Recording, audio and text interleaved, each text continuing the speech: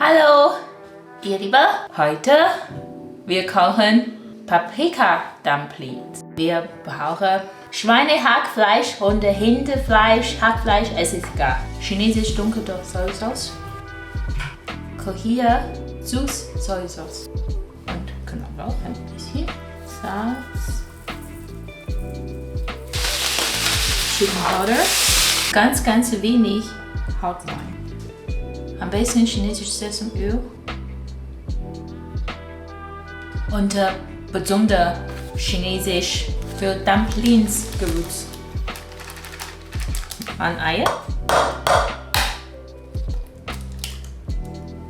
So, jetzt schneiden.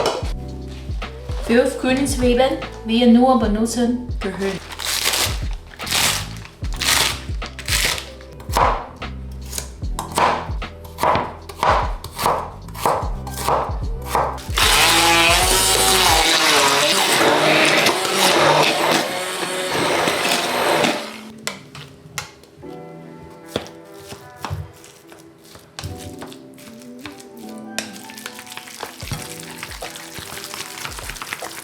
Wir benutzen ein bisschen Öl.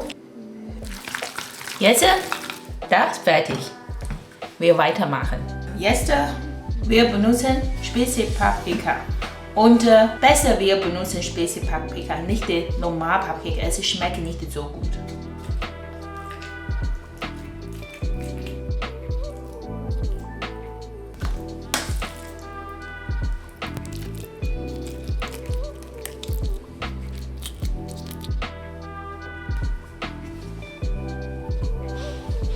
Immer ganz ruhig. Und das Öl ein bisschen warm.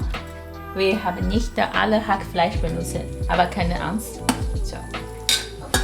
Wir kochen mit Öl.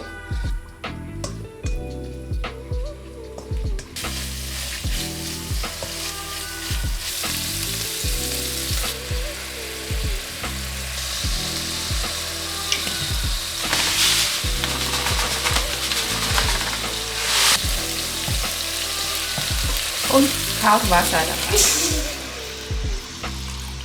Jetzt wir benutzen das. Und ein Stück ist genug.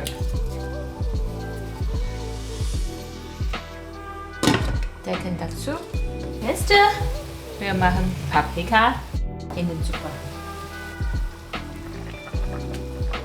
Und einfach Decken zu, kochen ab 20 Minuten.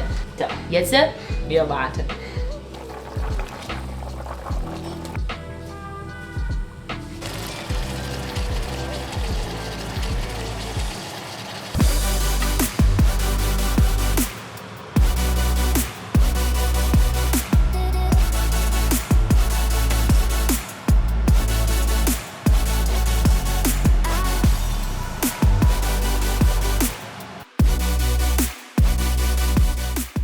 So, Chinesisch Paprika Dumplings. Probieren zu Hause. Sehr lecker.